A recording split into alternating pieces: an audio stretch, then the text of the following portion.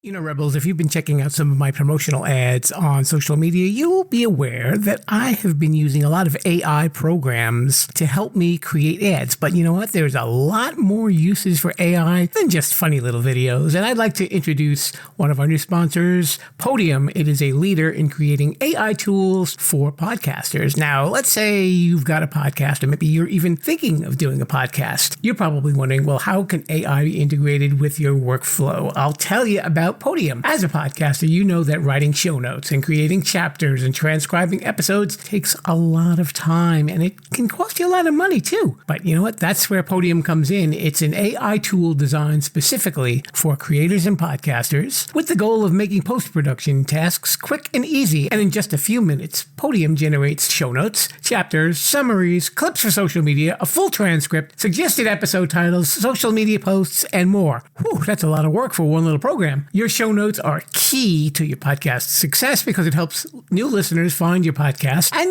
they'll know if it's a fit for them. You know, kind of like Too Many Podcasts. It also improves your SEO, that's your search engine optimization. Ooh, big phrase there. And overall accessibility. And with Podium, you can focus on creating a great podcast and let Podium's AI do the heavy lifting. But Podium isn't just for solo creators and podcasters. It's a game changer for editors, producers, marketers, agencies, and production studios. Teams that use Podiums are able to increase workloads, decrease turnaround times, and improve their quality. How does it work? Very easy. First, go to Podium's website, and you'll see that link that's right there in the show notes. You get 3 hours free just to try it. Pretty cool, huh? And using that link also supports this show as well. And you know what else happens? Because I'm a good guy. You use my link, you will get 50% off for your first month. So visit the site, upload an MP3 file, and download your files. And that's it. And if you need anything else, you can use Podium GPT to generate articles and any marketing copy you might need in seconds. Instant show notes, transcripts, chapters for your podcast or channel. This will level up that podcast. So check out Podium today. The Sherpa's Podcast Picks is presented in cooperation with the SJ Network. If you're someone who would like to appear on podcasts, contact Stephen Joyner at s-j-network.com. We now take you to your award-winning host, Jim the Podcast Sherpa. Actually, it was an award for guessing how many candies were in a jar. This week, on The Sherpa's Podcast Picks, Jim the Podcast Sherpa interviews Joey Gaynor, a writer, singer, actor, impressionist, and stand-up comic.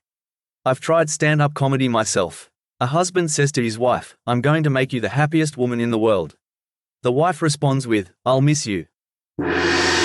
Coming to you from Mount Podcastia, this is The Sherpa's Podcast Picks, the podcast about podcasts. Now, here's your host, Jim, the Podcast Sherpa. Hello there, Rebels of the Sherpa-lution, and welcome to the Sherpa's Podcast Picks podcast, asking you the podcastical question, what's on your podcast playlist? Jim, the Podcast Sherpa, coming to you from Sherpa-lu Studios in the Sherpa Chalet high atop Mount Podcastia, where we overlook the thousands and thousands and seas and mountains of podcasts that are out there. And it's my job to sift through it and find some good stuff for you. I hope you are enjoying this, and I hope that you will be enjoying our guest today. Interesting guy. His name is Joey Gaynor. He lives out in Arizona. I always like to give people their locations. It's interesting, not so you can stalk them, just, you know, I get to talk to people from all over the land. I like that. And Joey has been an actor, singer, comedian, impressionist, basically since the 1970s through today. Even longer than this podcast has been around, believe it or not. And he has worked with some of the legends of stand-up comedy. And we had a nice little sit down, and he was telling me some of the stories behind the famous folks that he's worked with. And also, there's a ghost story in the middle of all of this interview, believe it or not. And it's really cool. So who knew? You get comedy stories and a ghost story all in one podcast. Aren't you glad you are listening to this one right now? I know I am. So anyway, why don't we head over to the laughing room and we will have a conversation with Mr. Joey Gaynor.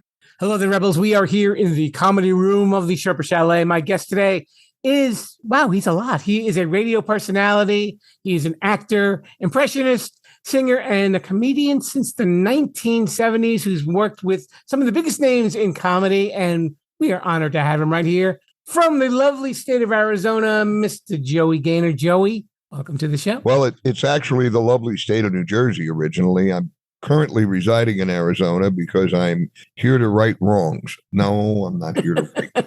No, you left out writer, cook, and oral surgeon if I get a thorn in my finger. Oral surgeon. Anyway. I'm not going there. That's a crazy. Yeah, I'm not an oral surgeon. I don't even know what that has to do with anything. No, but it's great to be on the show, Jim. It's you're in Long Island, right? Yes, I am. All right. That's the home of Jackie the Joke Man. That's right. I've never talked to him, though. I've known people who do know him, but I've never actually spoken with him. I did a movie with him, which would be 36 years ago this year, called Comedy's Dirtiest Dozen, with me, him, Chris Rock, Stephen Pearl, Otto and George was in that. Tim Allen, Chris Rock, Stephanie Hodge. I'm trying to remember everybody that's in it. Oh, Bill Hicks, late great Bill Hicks. I mentioned Tim Allen, I think. Yeah. And it's a kind of a cult classic. People, it's called Comedy's Dirtiest Dozen, but by today's standards, it's the Boy Scouts, curse. Somebody says "damn" and everybody goes "oh." No, yeah, well, no. In this one, we said a lot more than "damn," but it was interesting. It was a lot of fun to work with all those guys, and Jackie was the greatest when we came to New York. He was just the greatest. We had a great time with him. So, and I always have a good time when I come to New York. I want to get out to New York again. Hopefully be part of the beginning of next year. I like performing in New York, New Jersey. I like the tri-state area, and I always have a good time when I'm there. Because the food is way better.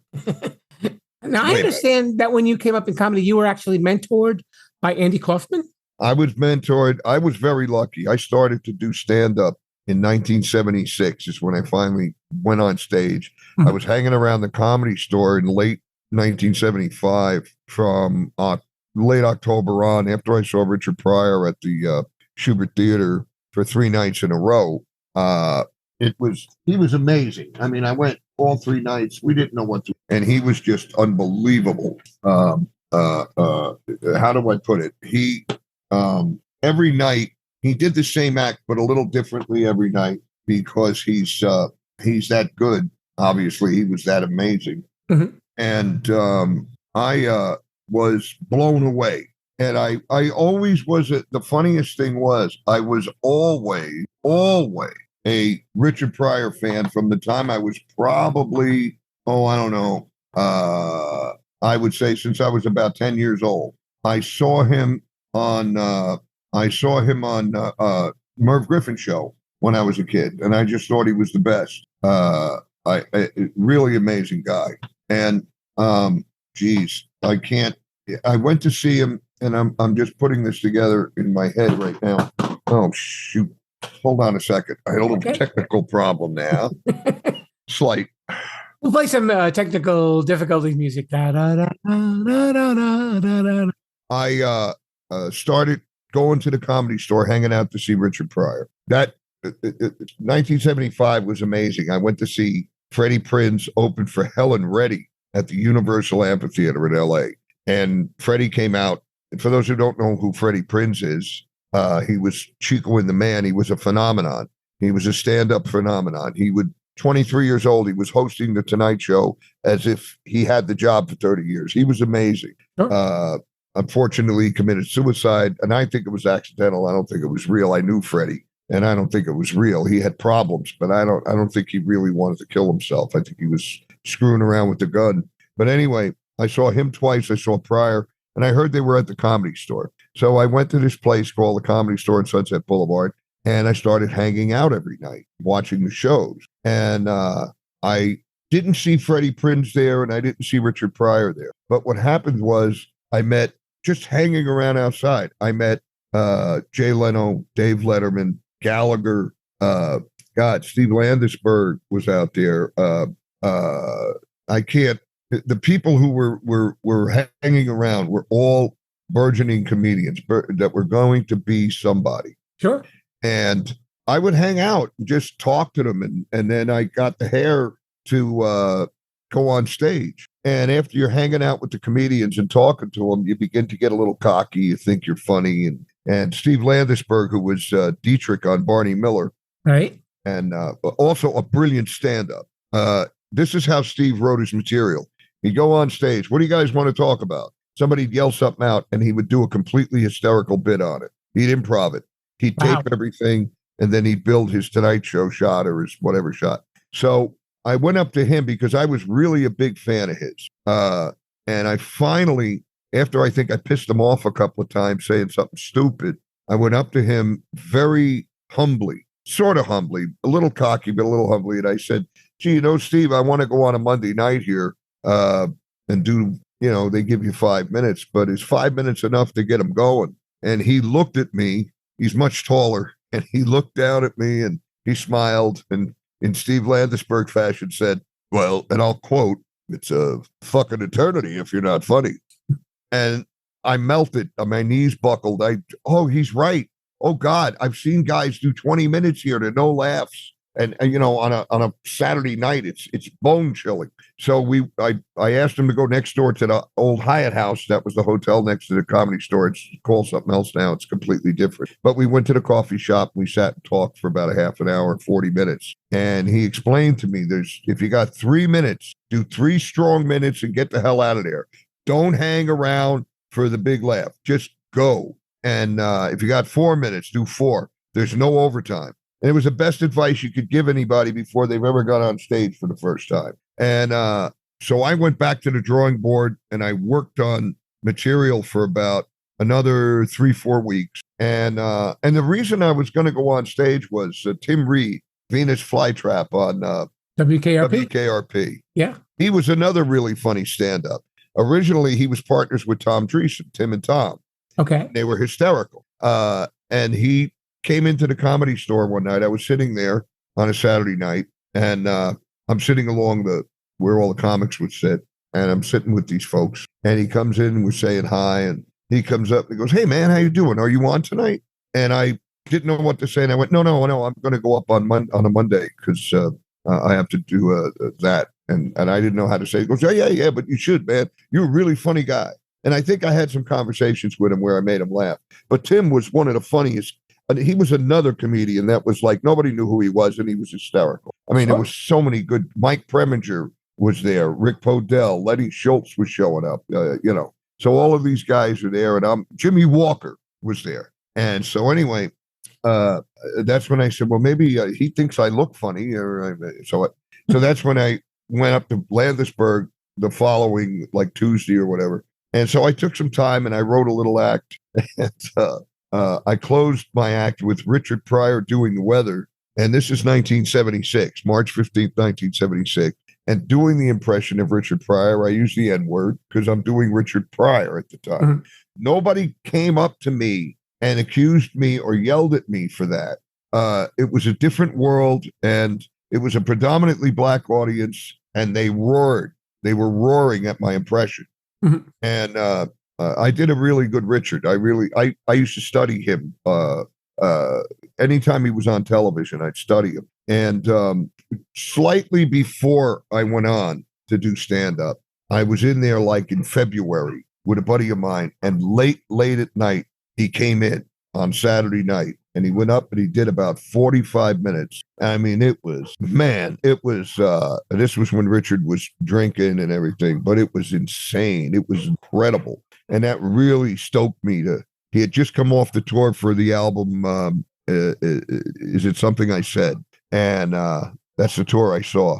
And he just brilliant. And I sat and I watched it and I went, my God, I would love to do this. Because my aim was, when we went to California, when my family moved there, my aim was to become a singer. I wanted to be a rock and roll singer. Okay. Well, once I got there, everybody wanted you to sing like Robert Plant or, and that wasn't how I sing. I like Jackson Browne, the Eagles, the Allman Brothers, and that in LA, that was, no. Do you know any Blue Oyster Cult? No, not really.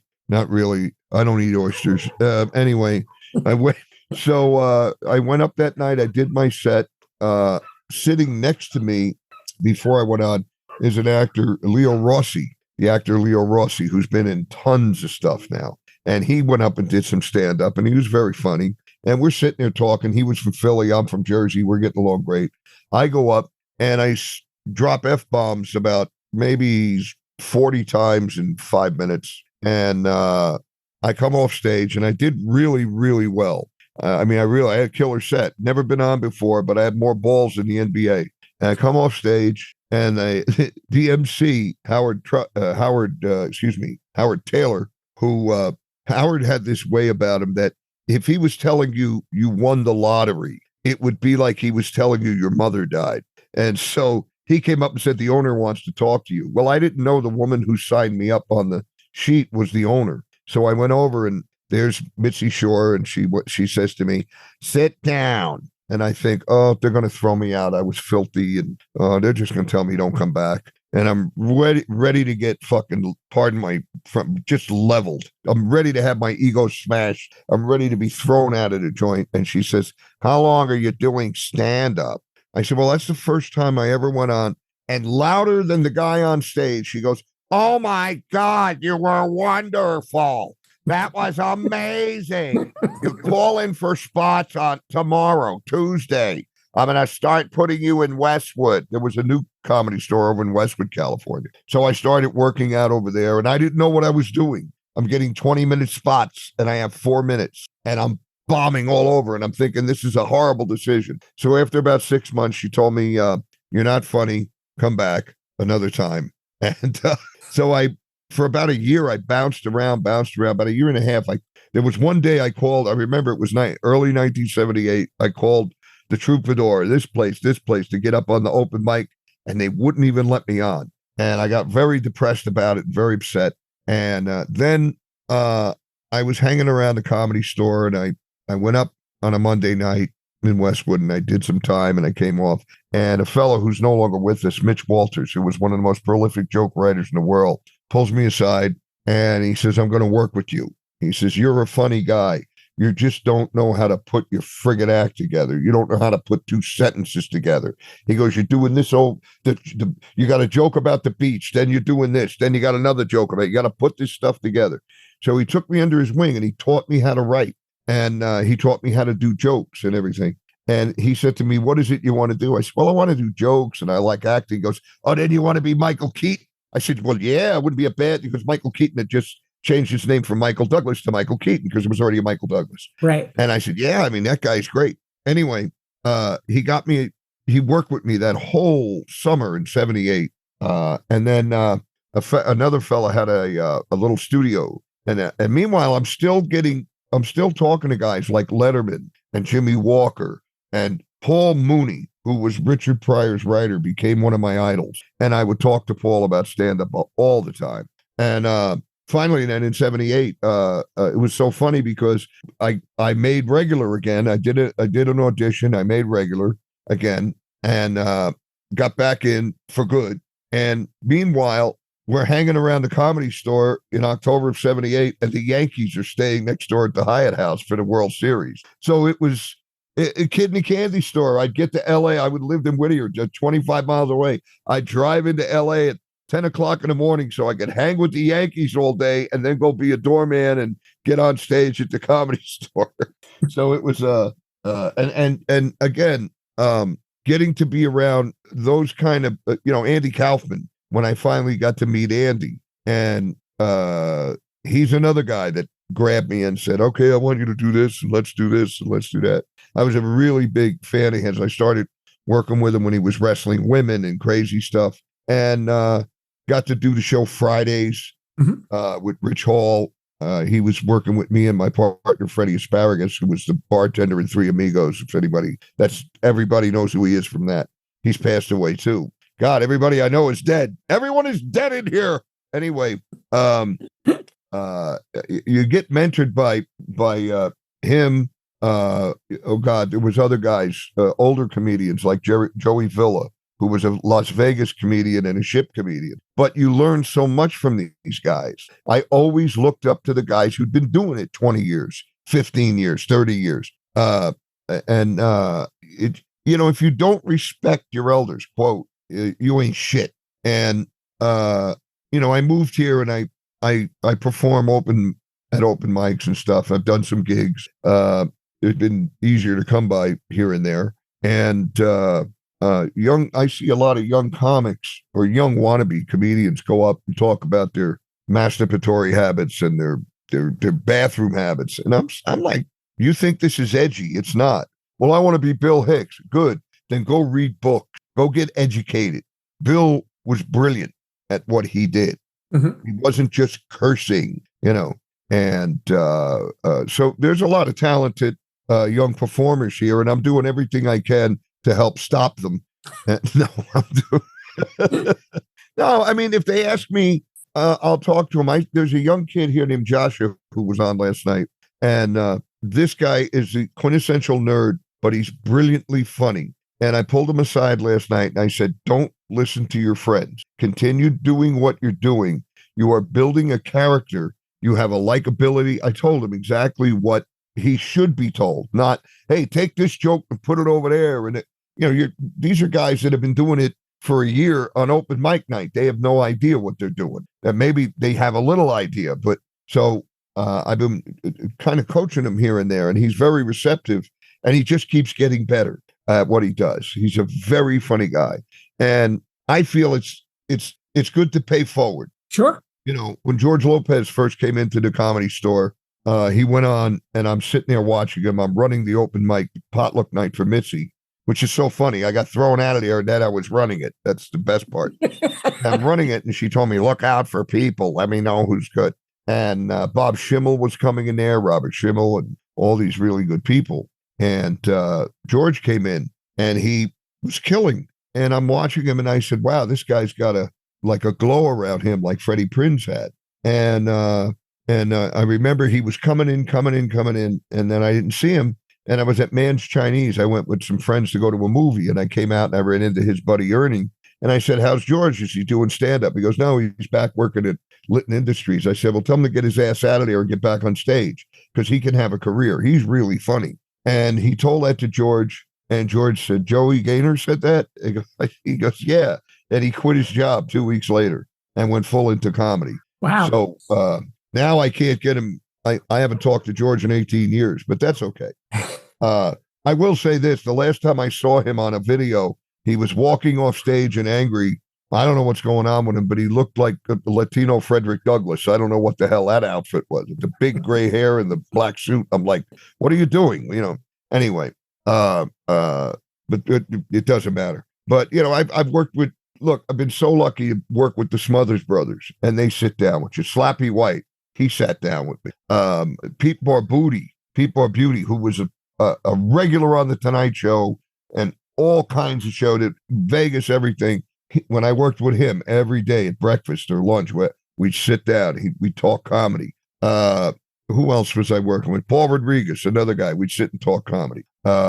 George and I kind of talk comedy. George wasn't really into talking about the business too much when I worked with him. But I'm trying to think of other people that I worked with who were just Bill Engvall. I worked with him on the road. He was really great to talk with and hang out with. These are funny guys. Sure. And even though at the time I was co-headlining with Bill Engvall, I wanted to hear his take on it because he's from a different part of the country with a different take. And as I started to go out into the world of comedy, like at the Houston Annex, where Sam Kinison started and Bill Hicks and quite a few guys, that was another home club I had. I had the Comedy Store in LA.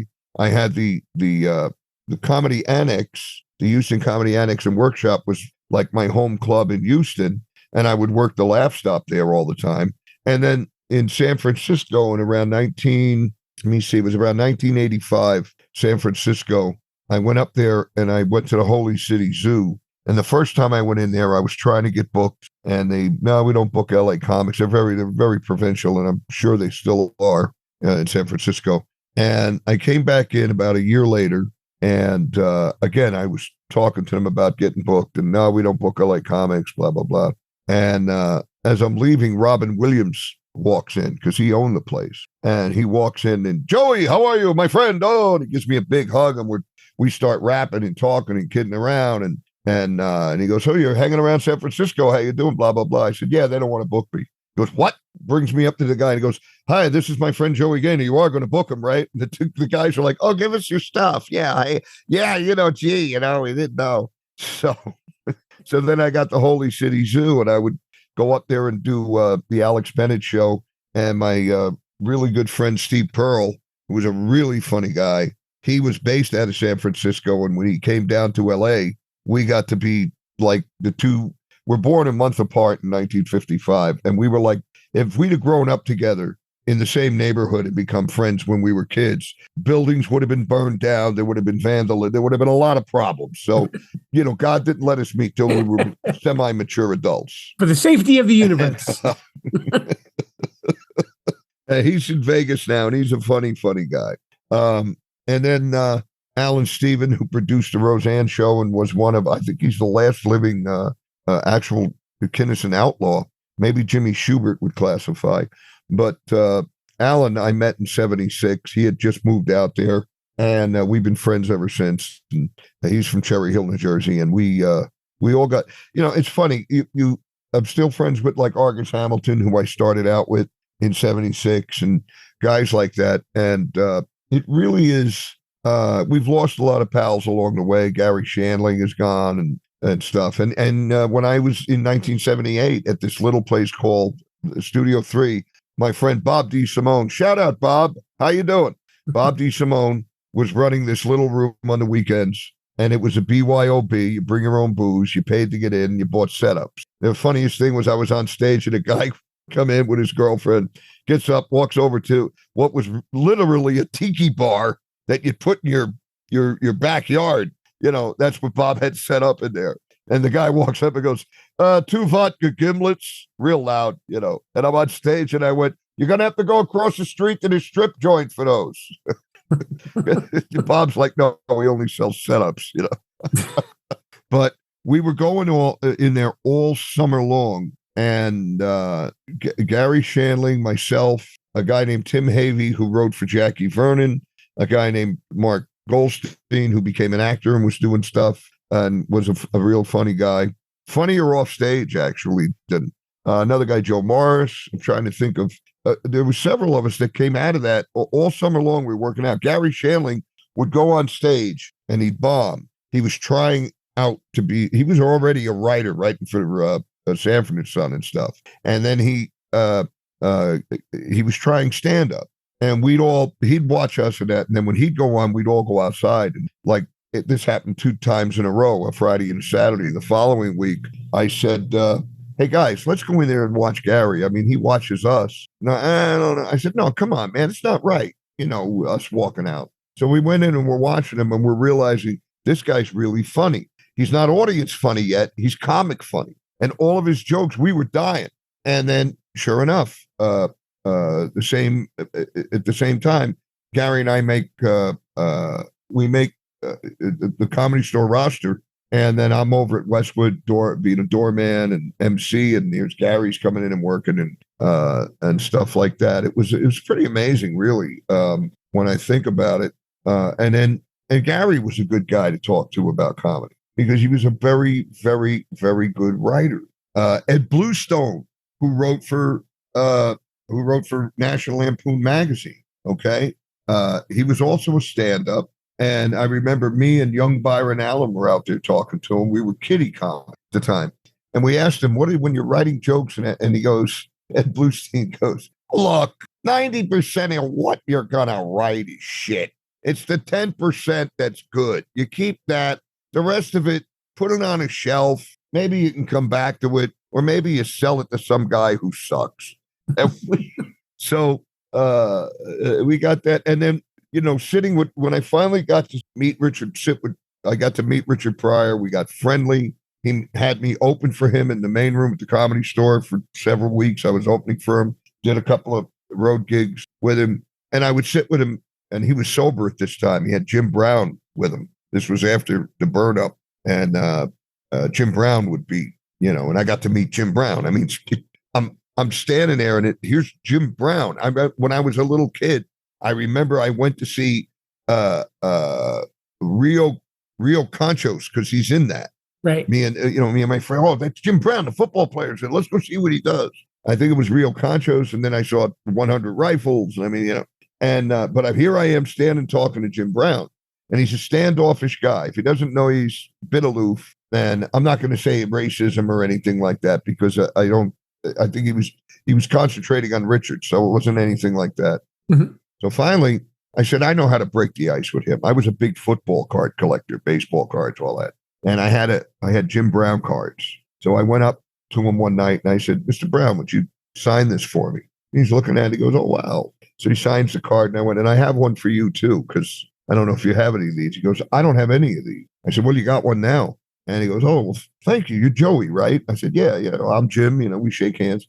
And then I asked him, you're going to like this. I said, of all the teams you played, who used to really be the one team on Sunday you'd go, oh man, I got to play these guys? I mean, who was it? And he goes, whether they were good or bad, no matter what their record was, it was the New York Giants. They would just gang tackle the shit out of me. They'd beat my ass into the ground. He said, I'd come out of that game feeling like I just played 9 teams, because they would just gang tackle. And we had this great talk about all that. And so it was thrilling. And I'm still thrilled when I go on stage, because I'll give you an example. My good buddy, Andy Huggins, who's 74 now, he came out and started at the Comedy Store back in 77, 78. And we just did some nights together. He came to Arizona and we did 3 shows. And he's 74. He's got a special running on Tubi called the Early Bird Special. Andy Huggins, the Early Bird Special. He's on Don't Tell Comedy. He's on that, and that's blowing up. I mean, he's getting a career now. I mean, he's getting his due, is what he's getting. He's always been a stand-up, and he's inspired me to not. Well, I don't feel bad about things. Listen, I've had some big things fall out. I had a movie with Rutger Hauer. I was going to be a co-star in it. They didn't get the funding. Okay, so they lost the movie. There was a TV show called Clubhouse, which was Christopher Lloyd and Dean Cain. It was about a baseball team. Now, I had done the series with O.J. Simpson called First and 10. I've been on that. And that's why nobody knows who I am. But the show Clubhouse. You got out alive, though, so that's a good thing. Yeah, I got out alive, yeah. Well, I'll just say this about O.J. I wasn't there the night when that disaster happened, so I don't know. But on the show every day for lunch, we had all these football players and stuff. Mm-hmm. And they would make these for lunch. They were making steaks, and everything had to be big. There was big, like, roasts and everything. Sure. And OJ loved carving the meat. I'll just leave it at that. So, but anyway, draw your own conclusions from that one, folks. Yeah. But anyway, I don't want to lose my train of thought. But anyway, I did lose my train of thought. What was I going to say? I was the editing. You got to cut the tape here. Yeah, I actually have to end this one soon too. I sent you another. Oh. Yeah, it's no problem. I was I'm talking about stuff. Actors. You're up for things. They either happen sometimes, they don't happen, or you're cast and suddenly it's gone. The show Clubhouse, Dean Cain. I auditioned. I was supposed to do one day. They watched my tape and they called my agent. They want me to be the manager of the bar. And they liked what I did so much. Apparently, they were negotiating with her for 9 episodes and a lot of money. Like, I don't know. My agent told me she's going to try to get me into the 45 grand area, which means it would probably come down to less. But, I wish I was still with that agent. That's my problem. But anyway, she says to me it's 9 episodes, blah, blah, blah. So I'm going out to celebrate that night. I'm going to meet my buddy. We're going to go to Maggiano's. We're going to have fun, And as I'm getting to his house, my phone rings. I take the phone out and it's my agent. And I'm thinking, oh, great. She got the deal memo. And when I opened the phone and I said, hey, how are you? What's going on? And the tone of her voice told me right away. She went, Joey. I went, uh-oh, what happened? They canceled Clubhouse. So that fell out. Other things didn't happen. But see, I'm not lamenting about that. I feel I'm good enough to be working with those people. Sure. So I've as an actor, I've done House, I've done ER, I've done all these things. So as an actor, I don't have any remorse about that because, man, look at the names you were getting paired up with. It wasn't like, I was, it was a one-line part, and they, and get. I never lamented about it because I knew I could go toe to toe with.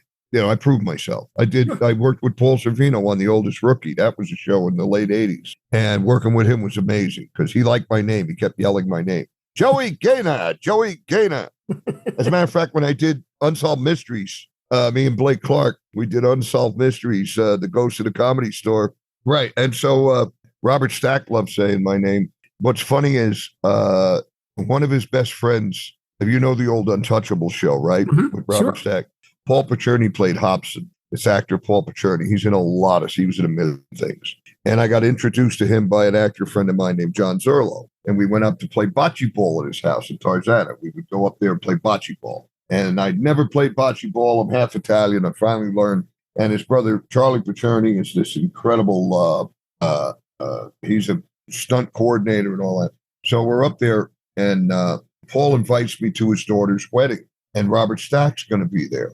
And that particular morning, that afternoon, I did a garage sale thing, and I said, I'm going to take a nap. I'll go to the wedding. I take a nap. I wake up at 10 o'clock at night, and all day long, Robert Stack was, where's Joey Gaynor? He's supposed to be here. And I'm so, I really, to this day, that is one. See, I don't lament losing a job. That's part of it. But not meeting him, really, to this day, it bothers me because I fell asleep, of all things. And just craziness, stuff like that. But that's like the most popular episode of Unsolved Mysteries ever. Can you talk a little bit about that? With the Ghost of the Comedy Store? Yeah, that's for real. There is something there.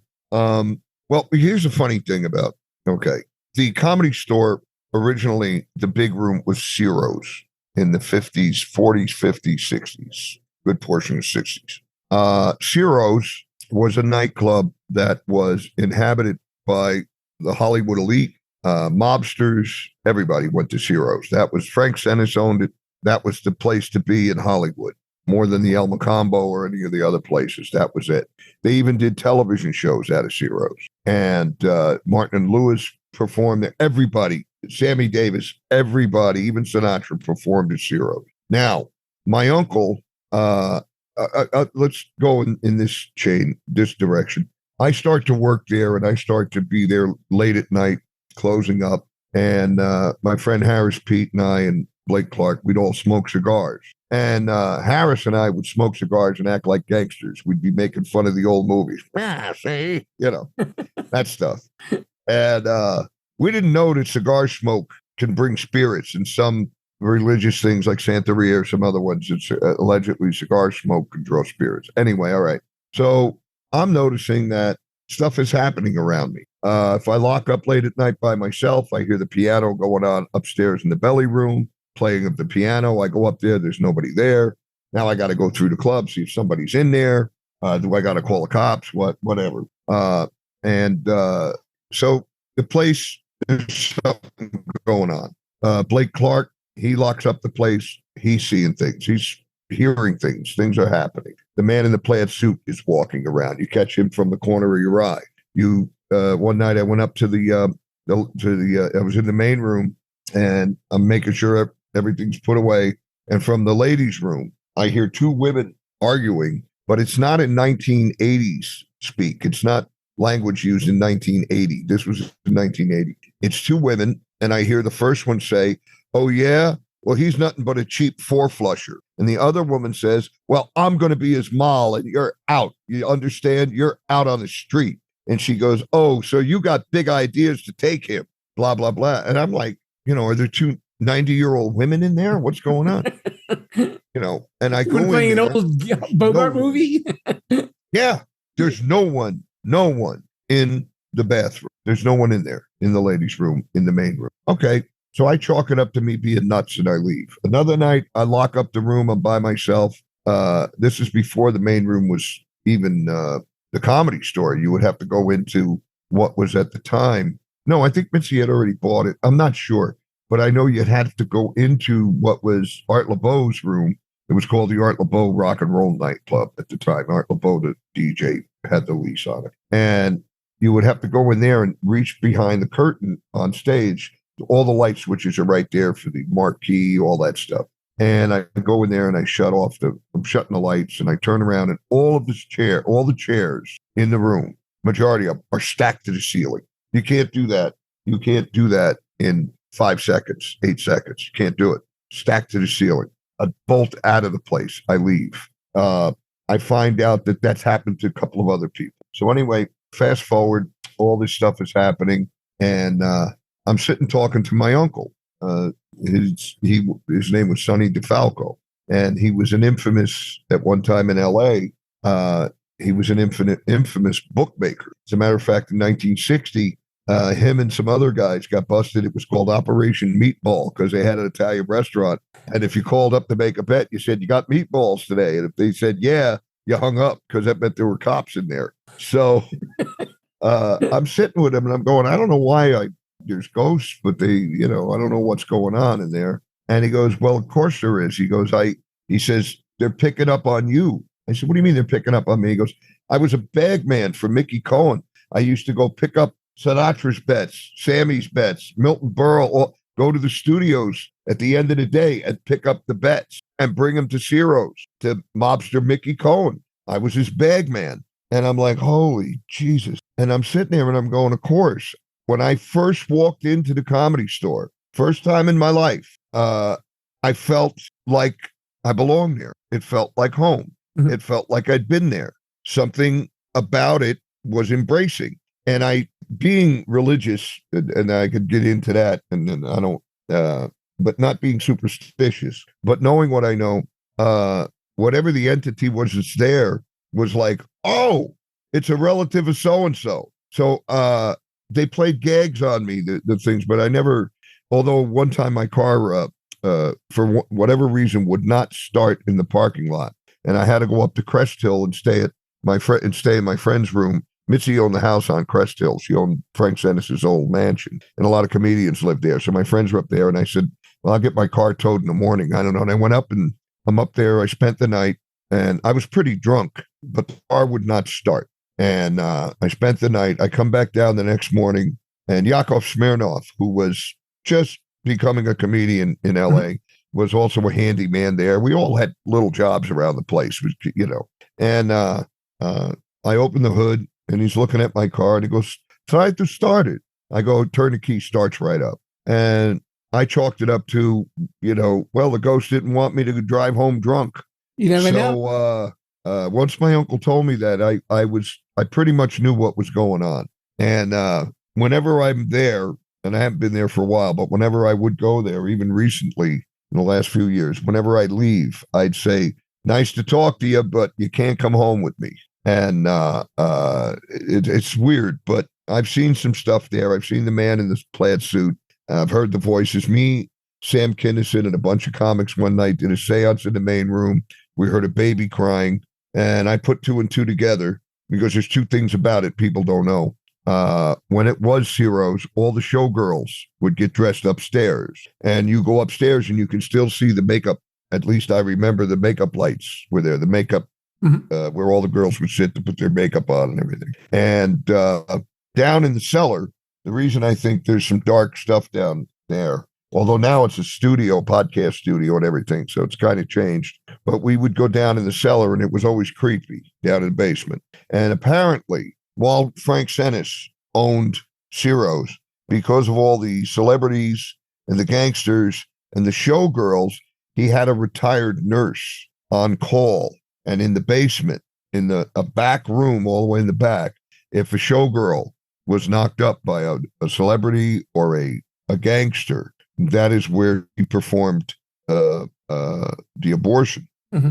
And a lot of this came out. Why is there a hidden room here? Why is that hidden? The belly room was lead lined, so you couldn't hear anybody if they were getting beaten up in there. We don't know what went on in there, but there were weird stuff that came out later.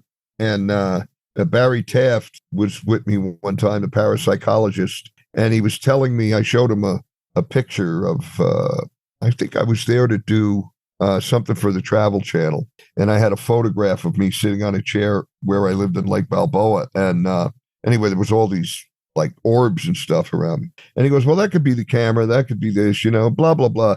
So we go in into the dressing room before it was remodeled. We went in there and we're standing there and a penny hits him on top of the head. A penny fell from the ceiling, just boom. And he picked it up and he went, a penny just hit me in the head. He goes, oh, there's something here. I said, yeah, I've been telling you that for the last 40 minutes. And it was a trip. Oh, I can imagine. Pretty amazing. And that's why I've been on a lot of stuff about that. Actually, and I was in Tombstone, Arizona.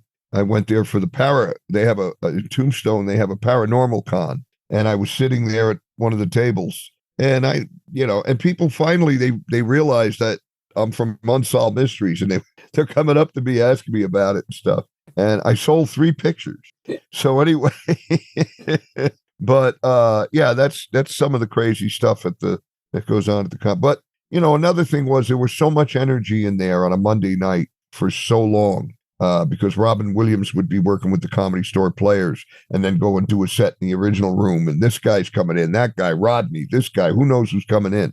That's why it was called Potluck Night. And the energy would be so powerful. But by the end of the night, even as you were leaving, there was a buzz in the building. You could feel the buzz from the energy. So, but anyway, I don't want to get too paranormal because you'll have people like, I never saw ghosts and I don't believe in them. Anyway, that's, you have the Long Island psychic there. Yes, that's right. Yeah. She's never been on this show, though. She knows better. Well, I don't want to steal somebody's joke or anything, but it's funny how she walks in a room and she always blurts out an Italian name and she's in Long Island. I mean, how's that? It's a little too convenient, anyway. Joe. No, there's a comedian named Jackie Gold who has a great bit about that. So I don't want to do her material, but it's funny stuff. Okay. Anyway, yeah, so that's the Comedy Store. But I also worked at the Improv too. I mean, I would do stuff at the Improv when Bud was booking it. And I got to work there with hang out with Chris Rock when he'd come to town. I'd see him at the Improv, we'd hang out. David Spade, I became friendly with him from the Santa Monica Improv, which was, in my opinion, one of the best rooms you could play. There was the Ice House, Santa Monica Improv for me, and the Comedy Stores were the best places to play. The Improv on Melrose was a little jaded. The audiences would be a little jaded, but the one in Santa Monica was fantastic. It had 2 floors. It was an upstairs and downstairs, and they were both great. They're both great rooms. What else do you want to know? So, I mean, with all of this encounters with all these well-known comics throughout the years, I mean, it's a lengthy career for you. Is there any one particular that probably stands out head and shoulders above everything else, or it's really just been one big amazing ride for you? No, Richard Pryor stands out because I would have conversations with him about stand-up, and I'm sitting with him one night. And he's cold. This is when he's absolutely sober. Mm-hmm. I'm sitting with him and talking to him about comedy and everything. And I said to him, when you want to take a serious subject, a tragedy subject, a subject about a tragedy or whatever, how do you do that on stage? What do you do? How do you handle that? And he took a drag on his cigarette, and I'm waiting for this 2.5-hour philosophical answer. And he just looks at me and he goes, put the funny in. See, if you put the funny in, you could talk about anything. Too many guys go up there and pontificate, but they don't have a punchline. They're looking for it. Put the funny in before you do it. Mm-hmm. And I said, wow, 4 little words. And, that summed it up. By. Yeah. Put the funny in. That's all you got to do. The funniest thing was when I was telling that to George Lopez, he goes, man, if Richard would have told me, put a pool ball up my ass, I'd say, what number? And I said, well, yeah, that's how I felt, But, yeah, working with Richard was great. I worked with Paul Rodriguez on his show. He had a show called on MTV 3, which was MTV Latino, then was MTV3. It was called Mi Videos Locos, and I played his manager on that. It's really funny.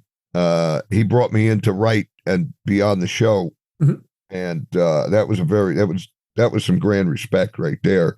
And also, I did a special. My friend Freddie Asparagus, my comedy partner, we used to do this wrestling bit where I was the manager, Fabulous Ray, and he was the 300-something pound Mexican wrestler, Angel Toro, who didn't speak good English, and it's obviously I'm taking advantage of him. And we used to kill. They'd call it racist today, but what's funny is the Latinos thought it was funnier than the white people did. But we killed with it, and we wound up doing the Jonathan Winters special on the ledge, and we got to work with Jonathan, which was fantastic. And working with people like that you grew up idolizing, and then you're there toe to toe. Yeah. And when I say toe to toe, I mean you're there. You got to be on your best because you're working with the best. I was working on a movie, and I had a scene to do. Actually, it was a Robert Townsend movie, and Jackie's back, and it's so funny because it's similar to Spinal Tap. It stars Jennifer Lewis, and she's a diva making a comeback, and it's a hysterically funny movie, and tons of cameos by stars, Dolly Parton and David Hyde Pierce and all these different people. So I remember I'm walking to the set with this assistant director, a young person, and they're all they knock on my door, and we got to rush you to the set. I said, the set's 35 feet that way, don't worry about it. And then she goes, you're working with the best. I said, that's why they hire me. They hire me to work with the best. They don't hire me to work with the worst. The best hires the best. And I beat her up verbally with that all the way in. And she went, I got it. I get it. And I went, yes. I said, you don't have to tell anyone in any one of these trailers working on this that they're working with the best. We're working with Robert Townsend. He's the best. So you don't have to tell us. We already know that. I said, how long do you know Robert? Oh, I'm new. I went, oh, well, I only know him for 20-something years. Don't worry about it. You'll catch up. But anyway, it was just so funny, And I wasn't nasty or mean. I just would say, yes, because when you're one of the best. So what other things have you been up to, Joey? And is there anything that people can watch out for? I know you do some things on the radio as well, right? Yeah. There's a little station here that I'm waiting to get my FCC stuff so I can do a show on there. And it's a KMKR radio here in Tucson. It's funny. It's a volunteer station, like an NPR. I don't care about that. I care that I want to get back on. And I'm also going to be having my podcast going up, The Full Gaynor. So look for that. That's going to be going up. And that's what's going on right now. Also, it's the holiday season, so look for me in the movie All I Want for Christmas, which you can either buy or rent. They don't run it for free anymore, but that's with Leslie Nielsen. And and Thora Birch, who was a little kid when we did it. Now she's Thora Birch. And that was really good because Lauren Bacall was in that, Andrea Martin, Leslie Nielsen. Who else was? Jamie Sheridan was in it. And, I can't think of the lead actress's name. She'll probably hate my guts forever for not remembering her name, but that'll be floating around. It always comes out on Christmas. I actually watch it every Christmas because I'm an idiot, but you're not an idiot if you watch it. You folks at home, if you watch it, it's a warm, tender story, and it's a Christmas movie, and it's Paramount, and it's great. So, so you said the full Gaynor is going to be your upcoming podcast, and you said it was going to be about wrestling, not comedy, though, right? Well, it'll be about everything.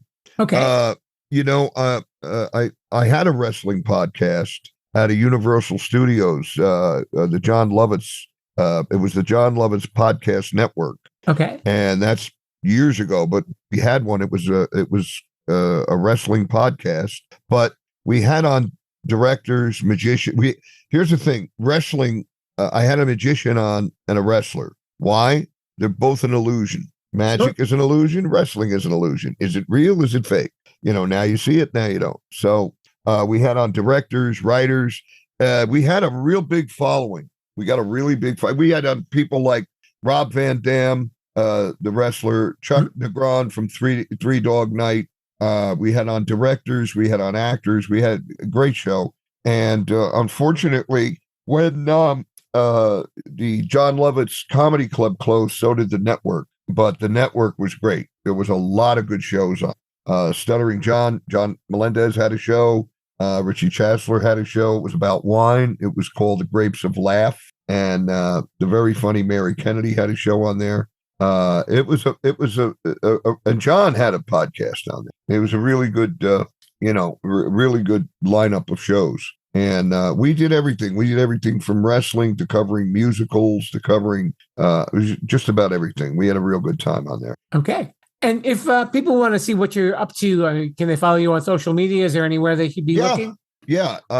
You can follow me on Instagram at Joey Gaynor 55. Facebook, Joey Gaynor. There's 2 Facebooks that I have. The one I go to the most is the one that when you pull it up, there will be a picture of the night we crowned Richard Pryor King of Comedy. And I'm in a court jester's outfit. There's Diane Cannon, the actress, Paul Mooney, and Richard with the crown and the robe. And everybody's laughing because we crowned Richard, and he was so touched that he and this was at a rap party he threw in the main room of the Comedy Store for the movie he had just done in New Orleans. And Paul Mooney came to me and said, "Oh, we're going to crown Richard King of Comedy. You have to go down and get a court jester suit at the rental, and don't worry, we're going to pay for it." So I go down and get the court jester suit, and Richard was at a loss for words, a rare time, and everybody's laughing because he's like, wow, this is gee, and I just took the mic. I went, Richard. I said, Richie, would you hurry up? I got to get the suit back by midnight or I got to pay for another day. And everybody cracked up. And, that's why it was so great to work with somebody like that. I wish I'd have got to do more with them, but it's all right. I got to do a lot. So yeah, it was really cool. Okay. So this is Joey Gaynor. We'll keep an eye out for your new podcast, The Full Gaynor, coming up. And thanks so much for sharing all the stories. Oh, anytime. If you ever want to get into the wrestling stuff, I was also a wrestling manager. I went by the name of Fabulous Ray, and then my other name in incredibly strange rock and roll wrestling was L. Ron Farrakhan. And Chris Farley enjoyed that a lot. He came to one of our shows in Hollywood, and he jumped up on stage with me when I was pontificating as L. Ron Farrakhan, and that was pretty wild. So if you would ever, for the wrestling fans out there, if you ever want to get into that, we'll tell you some hair-raising stories from wrestling. It's pretty great, pretty crazy. Jim, it's been a pleasure. It really has. Yes. And let's keep in touch. Even if it's only 500-600 you send me, don't worry about it. And when I get out that way, we got to hang out, man. It'd be fun. Sure. A very special thanks to Joey Gaynor for swinging on by for a conversation, and also a very special thanks to you for spending some time and listening. By the way, we usually have new episodes every Wednesday, and we've been doing the Saturday thing where we're playing classic episodes, also known as Sherpa Selects. And just in case you may have missed them the first time around, we're bringing them back to you, and we're just dressing them up a little bit and making them sound a little bit nicer so they are pleasant for your ears, unlike my dulcet tones. But hey, what are we going to do? Anyway, if you want to find out what's going on with this show, you can follow us on social media at Sherpa-lution, Facebook, Instagram, X also, and TikTok sometimes. I know I've been having some video issues, and that will be rectified in the near future. I know the fun little videos are a lot of fun, and I definitely want to get back to that. But at some point, that will be rectified, I promise. So if you enjoy that kind of stuff, make sure you check it out right there. So in the meantime, this is Jim, the Podcast Sherpa, and you've been listening to the Sherpa's Podcast Picks, and we hope to see you next time. And until then, I say to you, Viva La Sherpa-lution. Thanks for listening to the Sherpa's Podcast Pigs. The show is now over. Please be careful when exiting the parking lot. Viva the Sherpa-lution.